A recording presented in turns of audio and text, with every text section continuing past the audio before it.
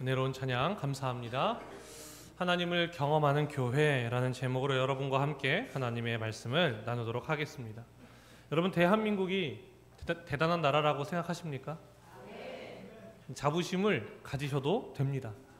그렇죠? 불과 70년 전에 원조를 받던 나라가 그 한강의 기적을 통하여서 이제는 원조를 하는 나라가 되었고, 그리고 이제는 선진국의 반열에 들기가 너무나 어렵다고 이야기하는 이 시대 속에서 마지막으로 선진국에 입성한 나라다라고 평가를 받는 것이 이 대한민국이기 때문에 그렇습니다. 그런데 여러분, 대한민국이 여기까지 오는 데 있어서 언제나 좋은 일만 있었습니까? 그렇지 않았죠. 힘든 일도 있었어요. 1997년에 어떤 일이 있었습니까? IMF가 있었습니다. 여러분 힘드셨죠 그때? 그렇죠? 아주 힘든 시간을 겪었어요.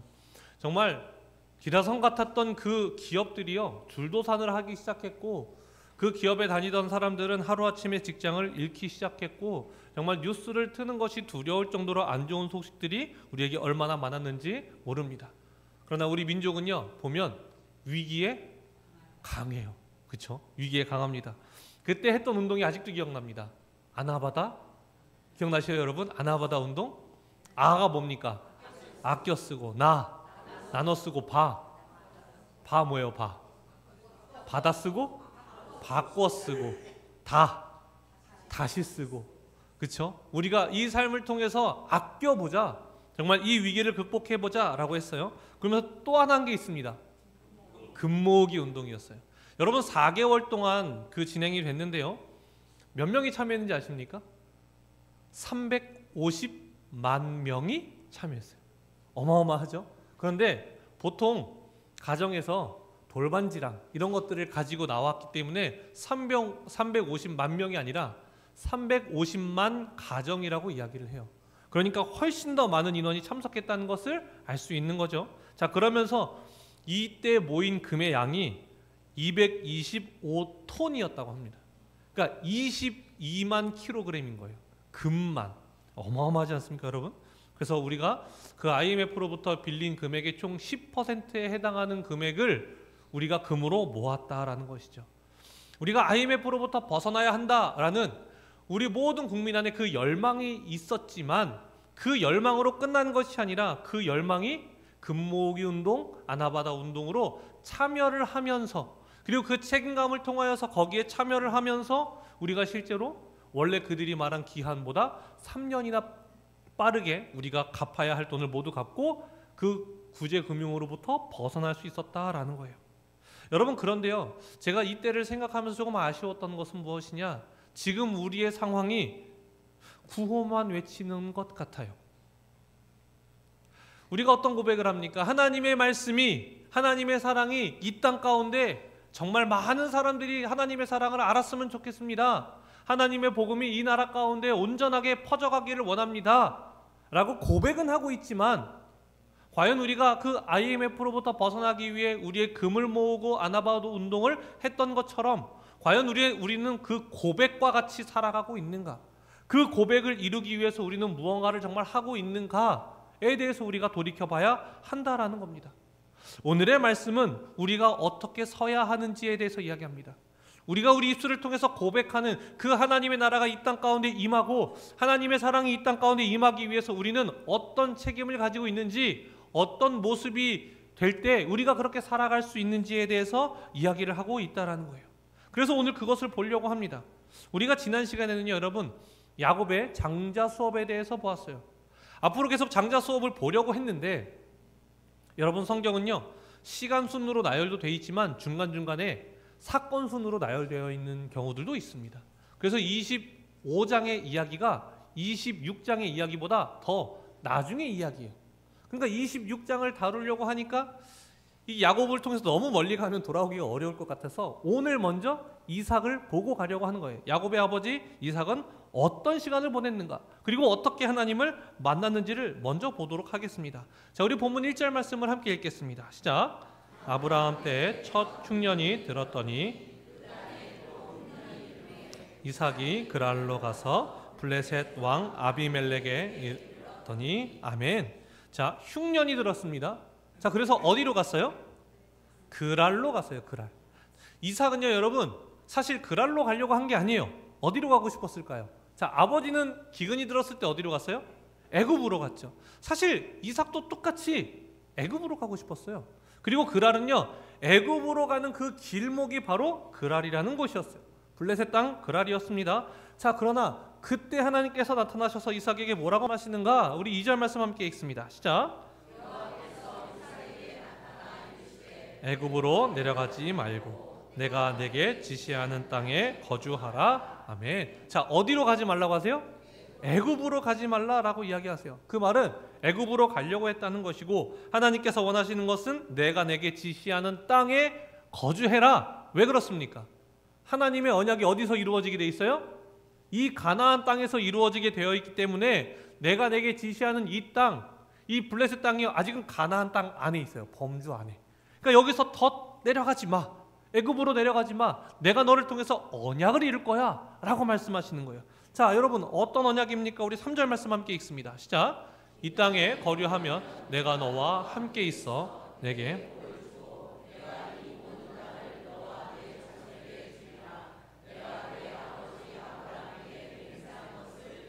아멘. 자, 하나님께서 내가 이 모든 무엇을 너와 내 자손에게 주리라 말씀하셨어요?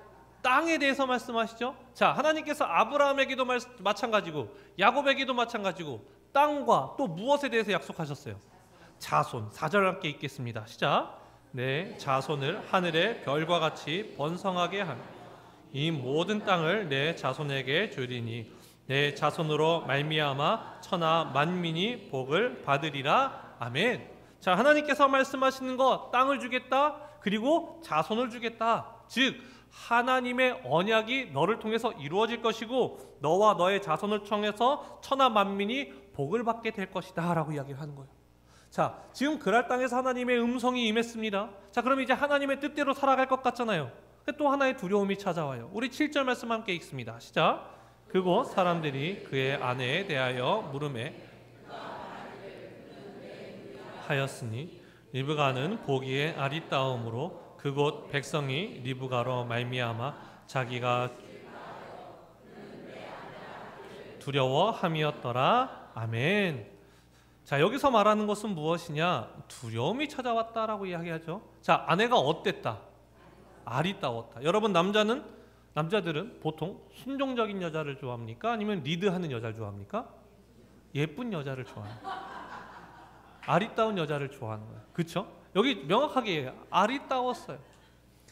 여기 이 땅에 살다 보면 이 아내가 너무 아리따워서 내가 죽을 수도 있겠다라는 생각이 드는 거예요. 누구랑 똑같아요? 아버지 아브라함과 똑같았다라는 거예요. 그러니까 이삭이 아내를 향해서 누구라고 불렀어요? 누이라고 불렀어요. 여러분, 거짓말이에요? 아니면 진짜예요? 진짜예요. 왜 진짜예요? 사촌이잖아요. 자, 아브라함이 뭐라고 이야기했어요? 내 고향, 내 족속에 가서 내 아들의 아내감을 찾아와 라고 얘기했죠. 그리고 찾은 게 누구였어요? 아브라함의 동생의 손녀딸이었다고요. 근데 자신의 아들과 결혼했어요. 왜 나이가 맞아요? 아브라함은 몇 세 아들을 낳았어요? 100세 아들을 낳았기 때문에 그 나이가 맞는 거예요. 자, 그러니까 친척 관계잖아요. 친척이면 누이가 될 수 있는 거죠. 근데 누이예요? 아내예요. 지금 아내잖아요. 그러니까 이게 거짓말은 아닌데 거짓말인 거죠. 그럼 거짓말이 아니에요? 거짓말인 거예요. 그렇죠? 아내가 기분이 나쁘면 거짓말인 거예요. 얼마나 기분이 나쁘겠습니까? 그렇죠? 자, 이 상황, 이 똑같은 상황 우리 누구를 통해서 봤어요? 아브라함 통해서 봤잖아요. 기근이 오니까 똑같이 애굽으로 내려가요. 애굽으로 내려가다 보니까 아내가 예뻐요. 이 가문은 예쁜 여자랑만 결혼하는 거예요. 그렇죠? 계속 예쁜 여자랑만 결혼하는 거예요. 죽음의 위기에 처해요. 이 남자들이 얼마나 어디서 섞습니까? 알고도 또 누굴 찾아요? 예쁜 여자를 찾는 거예요. 그렇죠? 왜 여러분의 남편이 여러분과 결혼했을까요? 예뻐서. 이렇게 피해가는 거예요. 예뻐서 결혼한 거예요, 여러분. 여러분, 아브라함이 똑같이 이 모든 일을 겪었다고요. 여러분, 우리는 이렇게 생각해요. 아니 왜 아버지가 했던 그 죄를 똑같이 따라하지? 이거 너무 어리석은 거 아니야? 라고 우리는 생각하면서 살아가는데요. 여러분, 생각보다 그 대를 이어서 죄를 짓는 게 굉장히 많습니다. 그러니까 알코올 중독자인 아버지를 보면서 나는 절대 술 먹지 말아야지 라고 하면서 그 자녀가 알코올 중독자들이 되는 경우들이 꽤 많다는 거예요. 여러분, 저희 아버지가요, 이야기하실 때 화난 것처럼 얘기하세요. 아버지는 화가 안 나셨대요. 근데 이거 누가 봐도 화가 난 거예요. 그래서 말을 좀 따뜻하게 하시면 좋을 것 같은데 가끔씩 뭔가 얘기할 때 화가 난 것처럼 얘기하니까 당황스러워요. 그래서 제가 아버지한테 예전부터 드렸던 말이 아니 좀 부드럽게 얘기하시라고, 좀 따뜻하게 얘기하시면 안 되냐고. 제가 그거를 몇 번을 얘기했어요. 근데 돼요 안 돼요? 안 되는 거예요. 제가 결혼을 하고 나서 이제 따뜻한 가정을 이루어야겠다 생각했는데 아내가 저한테 종종 했던 말이 있어요. 결혼하고 아니 화 좀 내지 마. 아, 왜 이렇게 화를 내? 아, 내가 언제 화냈어? 내가 언제 화냈냐니까. 난 화가 하나도 안 났어. 화 난 거예요 안 난 거예요? 안 났어요 여러분 저. 근데 제가 그러고 있더라니까요. 모르는 거예요. 모르는 거예요. 본대로 하는 거예요 여러분. 들은 대로 하는 거예요. 그러니까 여러분 부모는요 자식에게 어떻게 보이는가, 자식이 무엇을 보는가, 자식이 무엇을 듣는가가 너무나 중요하다라는 거예요. 여러분 이삭은요 자신도 모르게 아버지가 한 것을 그대로 따라하고 있는 거예요. 애굽으로 내려가요. 그리고 아내를 누이라고 하는 그 잘못된 길에 들어섰다라는 거예요. 자, 거짓말은 했지만 그 땅에서 살아가면서 내 아내를 어떻게 누이라고 대하면서 살아갈 수 있겠습니까? 결국 일이 발생합니다. 우리 8절 말씀 함께 읽습니다. 시작. 이삭이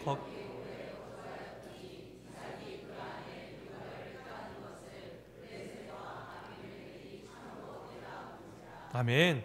자, 이삭이 그의 아내 리브가를 어떻게 했어요? 껴안았어요. 근데 그걸 누가 봤어요?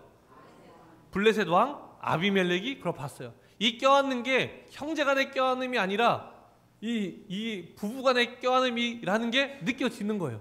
그러니까 어떻게 해요? 이삭을 부르는 겁니다. 자, 9절 말씀 함께 있습니다. 시작.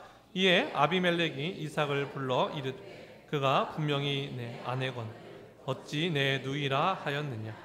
이삭이 그에게 대답하되 내 생각에 그로 말미암아 내가 죽게 될까 두려워하였음이로라. 아멘. 아브라함도 마찬가지고요.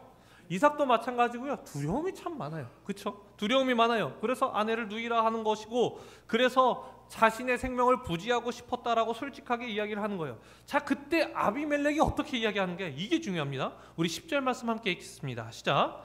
아비멜렉이 이르되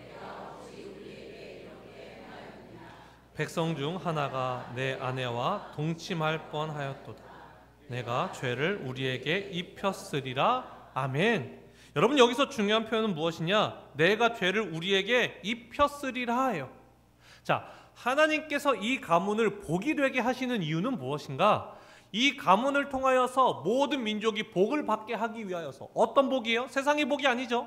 선과 악이 무엇인지, 하나님이 원하시는 것과 죄가 무엇인지를 깨닫게 하여서 죄로부터 멀어지고 이제 하나님께로 나아가는 그 모든 민족이 되게 하기 위한 것이 하나님의 계획이었는데, 그래서 축복의 통로가 되기를 원하셨는데 오히려 죄의 통로가 누가 됐어요?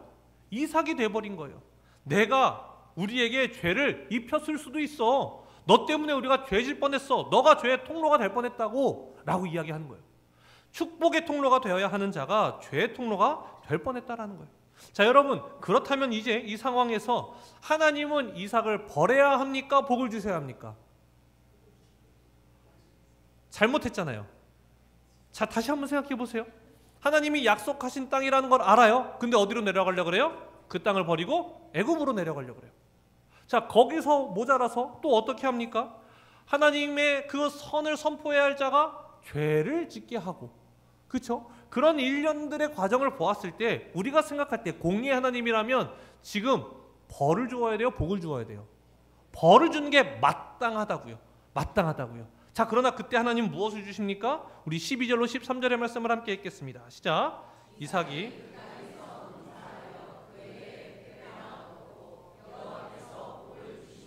그 사람이 창대하고 왕성하여 마침내 거부가 되어. 아멘. 자, 이삭이 이 잘못을 했는데 그 땅에서 농사하여 그 해 몇 배를 얻어요? 100배. 여기서 100배라는 표현은요, 여러분, 농사를 짓고 가장 많이 수확할 수 있는 그 최대치의 수확을 얻었다는 것을 이야기하는 거예요. 자, 그리고 여호와께서 무엇을 주셨어요? 복을 주셨어요. 그래서 그 사람이 창대하고 왕성해서 무엇이 되었어요? 거부가 되었어요. 자, 우리가 거부가 되려면 뭘 해야 돼요? 아내를 누이라 해야 돼요? 그런 게 아니죠, 여러분. 우리는 이 답을 찾아야 되는 거예요. 왜 하나님은 벌을 받아 마땅한 이 상황 속에서 벌을 주시지 않고 오히려 복을 주셨는가? 우리가 지금 이야기했던 것처럼 이렇게 하는 것이 복 받는 길이 아니라는 걸 우리도 알고 있잖아요. 그런데 왜 하나님은 이 순간 벌이 아니라 복을 주셨는가? 여러분, 그 이유는 무엇이냐? 하나님은 이삭을 세워가고 계시는 거예요. 이삭을 하나님의 자녀로서 세워가고 계시는 거예요. 이삭은 지금 어떤 상황이에요? 절망에 빠져 있어요. 왜 절망에 빠져 있느냐? 여러분, 가족 안에서는 보세요. 지금 식솔들도 많을 거 아니에요. 그리고 자신의 아내도 있는 거잖아요. 근데 그 상황에서 어떻게 했어요? 내 아내를 누이라고 거짓말했다고요. 그러니까 그 가정 안에서는요, 자신을 향한 신뢰가 깨질 수밖에 없죠. 외부적으로는 어떻습니까? 이제 그 땅의 왕이었던 아비멜렉이 거짓말이었던 거를 알았잖아요. 그럼 모든 사람에게 알려야 될 거 아니에요. 사실은 아내였어. 그럼 사람들 뭐라 그럴까요? 야, 넌 네 살자고 너 아내를 누이라고 거짓말을 하냐? 그래서 우리를 죄를 짓게 하는 거야? 지금 안팎으로 절망에 빠져 있는 상황 속에서 하나님께서 그를 향해서 심판하시고 벌을 주시면 무너질 것 같으니까 그 상황에서 하나님이 어떻게 하신다고요? 그에게 복을 주시고 보호해 주시는 거예요. 용납해 주시는 거예요. 용서해 주시는 거예요. 그러면서 그 순간 아무것도 의지할 것 없는 바로 그 순간 하나님이 그와 함께 하신다는 것을 깨닫게 하시는 거예요. 무엇을 통해서? 용납과 용서를 통해서 깨닫게 되는 거예요. 자, 그러면 여러분, 이 말씀이 어떻게 변하는지 아십니까? 자, 이삭이 그 땅에서 농사하여 그 해에 100배나 얻었다. 그래서 여호와께서 복을 주셨다. 창대하고 왕성하여 거부가 되었다. 라는 것에 방점이 있었던 우리의 삶이 어떻게 바뀌느냐? 여호와께서 복을 주셨다로 바뀌는 거예요. 여호와가 중요해지는 거예요. 내가 몇 배의 수확이 아니라 나에게 복을 주시는 하나님이라는 존재가 내 마음의 중심으로 다가오게 되는 거예요. 자, 여러분, 어떻게 이렇게 변한다고요? 용서와 용납을 통해서 하나님이 마음의 중심으로 들어오신다고요. 여러분, 이걸 기억해야 돼요. 여러분, 한 영혼이 어떻게 변화되는지 아십니까? 용납과 용서를 통해서 변화되는 거예요. 여러분, 매는요, 그 사람의 행동은 바꿀 수 있어요. 여러분, 군대에 가면요, 6시 일어나는 거 어렵지 않아요. 항상 깨워줘요. 알아서 깨워줘요. 후임들이 깨워주고요. 노래가 나와서 알아서 깰 수밖에 없어요. 자, 그러나 저녁하고 다음날 되면 어떻게 돼요? 늦잠 자는 거예요. 왜요? 내 아내가 바뀐 건 아니에요. 내 아내가 바뀌려면 어떻게 됩니까? 용서와 용납을 통하여서 사람은 변화되게 되는 거예요. 여러분, 교회가요, 어떤 곳이 되어야 하는가를 생각하면요, 아주 간단합니다. 우리가 하나님은 사랑이십니다라고 고백하잖아요. 하나님의 사랑이 깨달아지는 곳이 교회여야 돼요. 그래야 세상이 교회를 통해서 하나님을 바라보게 된다는 거예요. 자, 그런데 우리가 가지고 있는 방향은 어떻게 가는지 아십니까? 선과 악을 분별하는 쪽으로 가기 시작했어요. 교회가. 무엇이 선이야? 무엇이 악이야? 무엇이 하나님 앞에서 해도 되는 거야? 무엇은 하나님 앞에서 하면 안 되는 거야? 로 가기 시작했어요. 자, 그러니까 어떻게 돼요? 우리가 세상을 판단하기 시작하고 세상을 심판하기 시작하고 세상과 교회를 분리하기 시작했죠. 그러니까 동성애자들 향해서 손가락질하기 시작한 거, 세상에 마약을 하는 사람들을 향해서 손가락질하고 정죄하고 판단하기 시작하면서 아유, 저 벌 받을 것들, 저 지옥에 갈 것들이라고 우리가 분리시키고 있는 거예요. 자, 여러분, 이때 예수님이 어떻게 하셨는지를 우리가 봐야 돼요. 이 역할이 우리에게 중요하지 않다는 게 아니에요. 예수님은 어떻게 하셨는지를 보자는 거예요. 자, 우리 요한복음 8장 5절의 말씀을 함께 읽겠습니다. 시작. 모세는 율법에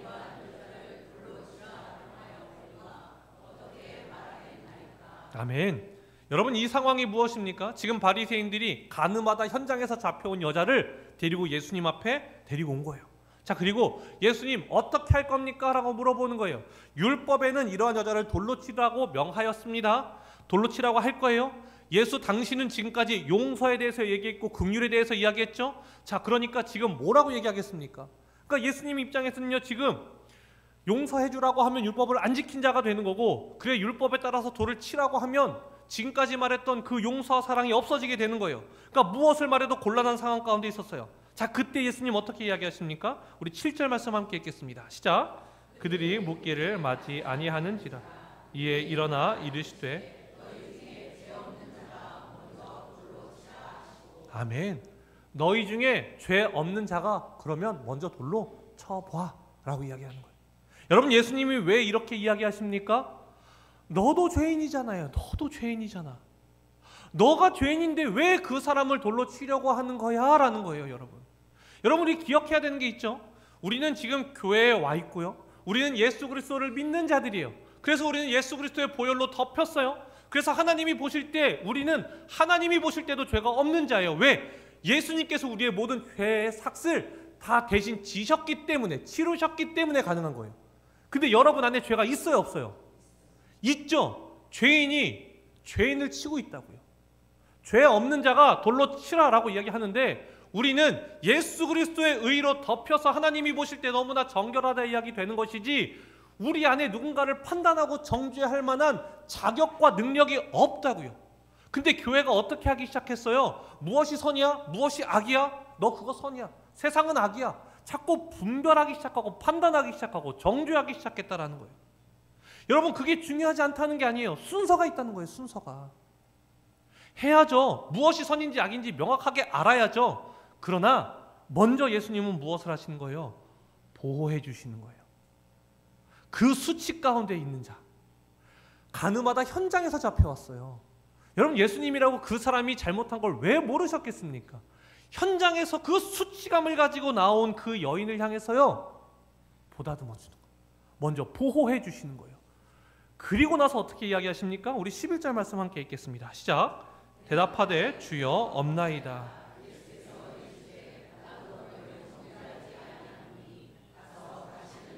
범하지 말라 하시니라. 아멘. 여러분, 이 순서를 항상 기억해야 한다는 겁니다. 우리가 정말 하나님이 사랑이심을 고백하는 교회가 되기 위하여서는요, 세상 사람들이 우리를 통해 볼 때 그 사랑이 느껴져야 돼요. 예수님 어떻게 하신다고요? 먼저 그 사람을 향해서 돌로 치려는 자들을 다 내쫓으시고 보호해 주시고 안전하게 하신 후에 뭐라고 얘기하세요? 가서 다시는 죄를 범하지 말라라고 하시는 거예요. 근데 우린 만나자마자 뭐라 그래요? 너 죄 짓지 않았어? 우린 만나자마자 그러고 있잖아요. 지금 세상을 향해서 죄라고, 그거 죄라고 아니라고 계속해서 판단하고 심판하고 있지 않습니까? 여러분, 그게 아니라는 거예요. 그것을 하지 말자는 것이 아니라 먼저는 하나님의 용납과 용서가 있어야 되는 거예요. 마약을 저지른 자도 동성애자도 하나님의 말씀을 들어야 변화가 될 거 아니에요. 그러면 교회가 그들을 받아주어야 할 거 아니에요. 하나님이 그토록 기다리시는 영혼이 아닙니까? 그러면 우리는 그렇게 가야 한다라는 거예요. 그런데 우리의 이 안타까운 현실은 무엇이냐? 교회 안에서 누군가를 품고 사랑해야 할 우리가, 밖에 있는 사람을 품기 전에 우리 안에 있는 사람 먼저 품고 사랑해야 할 우리가 먼저 상처 주고 있잖아요. 여러분, 정말 우리 교회가 하나라고 생각하세요? 여러분, 10년, 20년 전의 상처 다 기억하고 계시죠? 아니, 30년 전의 상처도 기억하고 계시잖아요. 왜 우리가 하나 되지 못합니까? 우리가 우리 안에서 상처를 주고 있는 거예요. 찌르고 있는 거예요. 용납해야 할 자가 용납은커녕 상처를 주고 말로 아픔을 주고 있는 거예요. 그러니 어떻게 여러분 하나가 될 수 있겠습니까? 정말 하나가 되기 위해서 책임 있는 그리스도인, 성숙한 그리스도인이 되려면 말로 상처 주지 않아야 돼요. 내 기준으로 누군가를 판단하면 안 된다고요, 여러분. 그 사람의 연약함이 보일지라도 그렇게 말할 수는 없어요. 어떻게 해야 돼요? 예수님과 같이 나아가야죠. 먼저 하나가 되어야 하는 거예요. 먼저 그를 향한 사랑의 마음이 있을 때 얘기해야 되는 거예요. 행여 얘기를 하더라도.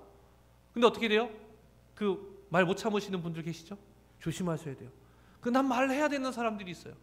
그 사람들 여기까지 올라와요. 삼키셔야 돼요. 삼키셔야 돼요.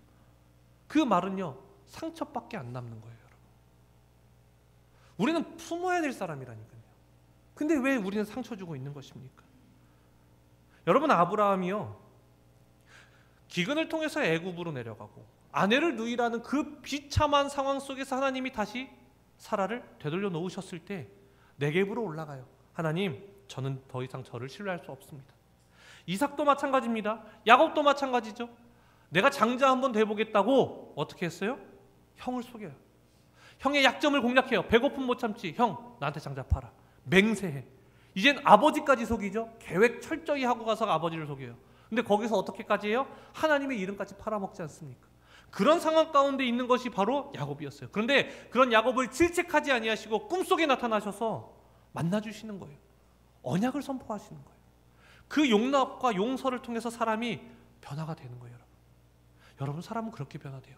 여러분이 왜 이 자리에 있을 수 있는지 아십니까? 그 용납과 용서를 경험했기 때문에 우리가 이 자리에 있을 수 있는 거예요.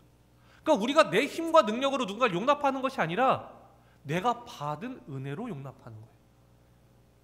여러분 이제 이삭이 어떻게 변화되는지 아십니까? 우리가 생각했던 것과 전혀 다른 모습이 돼요.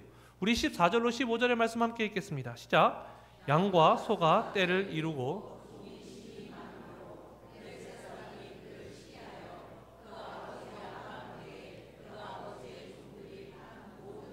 맞고 흙으로 메웠더라. 아멘. 여러분 시기하기 시작했어요. 이 사람들이.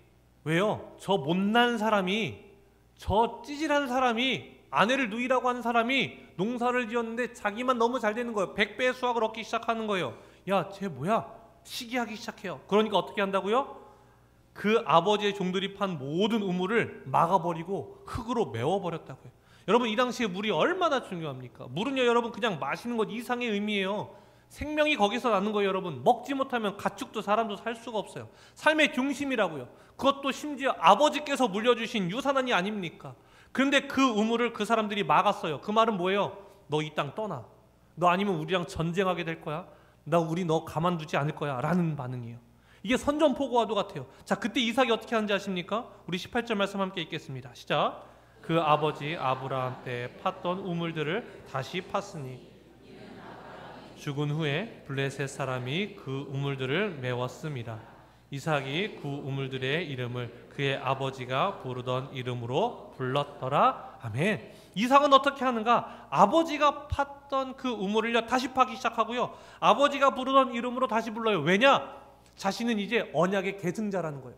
하나님, 그냥 아버지의 하나님이 아니라 이제 자신의 하나님이 된 거예요. 그러니까 그 우물이 그냥 아버지의 우물이 아니라 하나님께서 아버지와 언약을 맺어서 파괴하셨고 살게 하셨던 이 우물임을 깨닫고 그 우물을 다시 파는 거예요.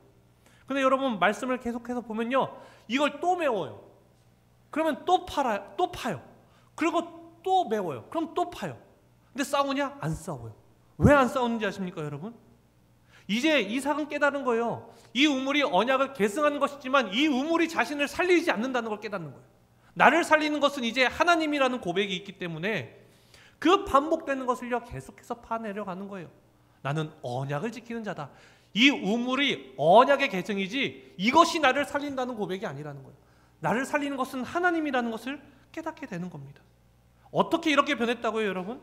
하나님의 용납을 통해서 변화가 된 거예요 여러분.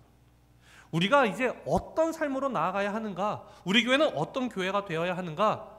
용납과 용서를 통해서 나아가는 교회가 될 때 그 영혼이 온전히 변화가 될 수 있다는 거예요. 제가 초등학교 3학년 때였어요. 아버지가 전화가 오셨어요. 그러면서 아버지 양복 주머니에 명함 하나가 있는데 좀 찾아달라고 하시는 거예요.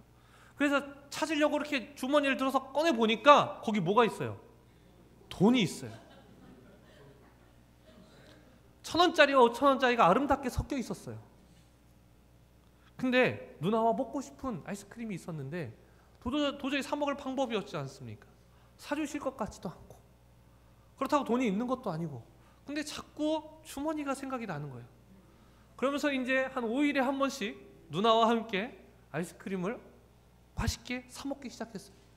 근데 5일이 됐던 것이 먹다 보면 며칠 돼요? 3일이 되기 시작하고 3일이 됐던 것이 매일 먹기 시작하는 거예요.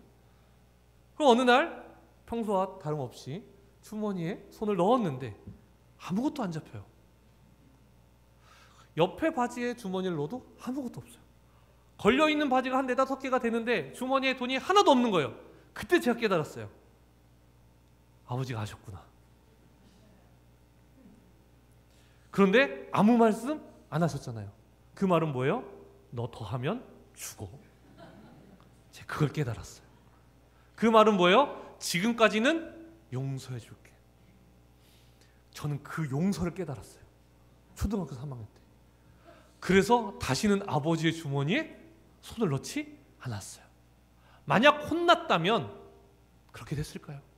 이 마음에서 깊은 반성이 나왔을까요? 아니었을 것 같아요. 그러나 그 아버지의 용납으로 제가 변화가 된 거예요, 여러분. 여러분, 우리는 하나님이 사랑이다 라고 고백하면서 살아갑니다. 그리고 많은 사람들에게 하나님이 사랑입니다 라고 이야기해요. 근데 세상 사람들은 우리한테 뭐라 그럽니까? 나는 교회를 통해서 사랑을 느껴본 적이 없어. 왜요? 우리가 무엇이 선과 악인지를 계속 판단하고 정죄하고 있기 때문에 그런 거예요. 여러분, 그것은요 교회만 할 수 있는 자들이에요. 왜? 우리에겐 이 말씀이 주어졌기 때문에 우리의 권한이에요. 그러나 만나자마자 판단하고 정죄하는 것이 아니라고요. 예수님처럼 보호해 주시는 거예요. 품어주시는 거예요. 그리고 그의 마음 가운데 예수님이 들어가시자 그때 비로소 말씀하시는 거예요. 다시는 죄를 짓지 말라고 말입니다. 여러분, 예수님께서 십자가를 지는 과정에서 우리를 용납해 주시죠. 예수님이 십자가에 매달려 계셨을 때 사람들이 어떻게 했습니까? 옷을 제비 뽑습니다. 침을 뱉습니다. 채찍으로 때립니다. 그리고 예수님을 향해서 욕을 합니다.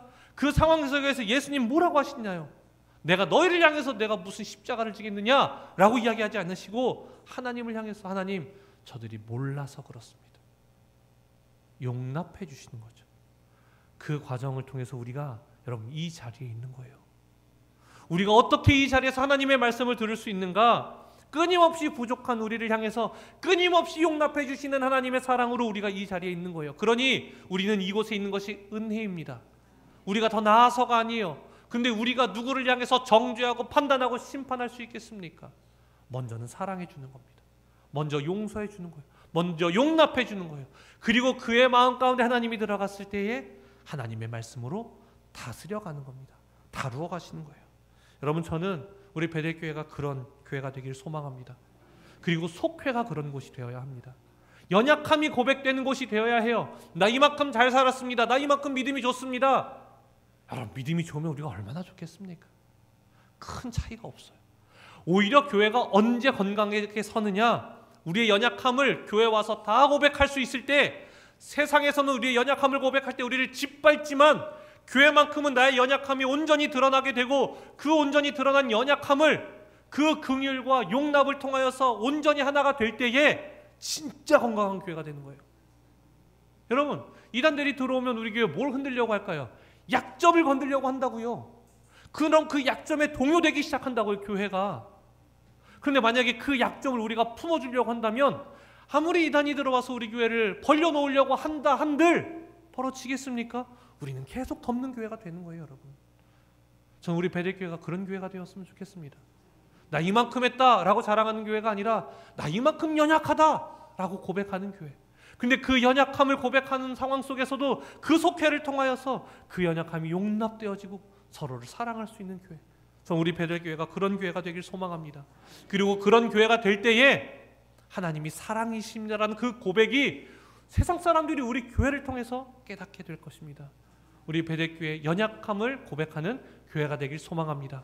그래서 세상 사람들이 보기에도 하나님의 사랑이 느껴지는 교회가 되기를 간절히 소망합니다. 기도하겠습니다. 사랑해 주님, 우리는 어떻게 하면 믿음이 더 좋아 보일까? 어떻게 하면 믿음이 있는 사람처럼 보일까를 고민하면서 살아가지만 정말 우리가 고백해야 할 것은 우리의 연약함임을 하나님 깨닫게 해주시니 감사를 드립니다. 아브라함도 연약함을 통하여서 만나주셨습니다. 이삭도 그 연약함을 통하여서 만나주셨습니다. 야곱도 그 연약함을 통하여 만나주셨습니다. 그렇게 주님, 우리 베델교회 그 연약함을 고백하고 그 하나님의 사랑으로 용납하고 품어주는 그 사랑을 통하여서 진정한 하나님의 사랑이 경험이 되는 우리 베델교회 되게 하여 주시옵소서. 예수님의 이름으로 기도드립니다. 아멘. 우리 하나님 앞에 찬양 올려